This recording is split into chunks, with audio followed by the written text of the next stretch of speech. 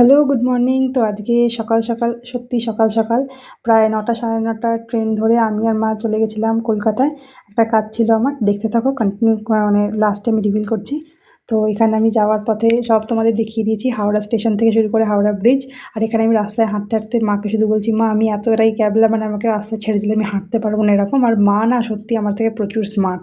মানে এত স্মার্টলি হেঁটে, হেঁটে যায়, মানে রাস্তা পারাপার হতে পারে সব কিছু। যাই হোক, এখানে আমি সবই দেখিয়ে দিয়েছি তোমাদের। হলদিরাম, রবীন্দ্র সদন, আইটিসি, সোনার, তো অনেক কিছু দেখিয়ে দিয়েছি যেগুলো মেন ইম্পর্টেন্ট কলকাতার।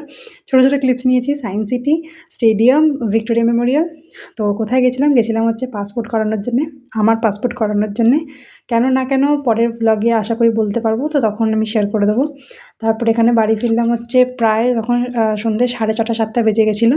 আর এখানেও বাসে আস্তে আস্তে একটাই কথা বলে যাচ্ছি, "মা আমি এত ক্যাবলা, ভাল লাগে না, আমার কলকাতা ভাল লাগে না এসব"।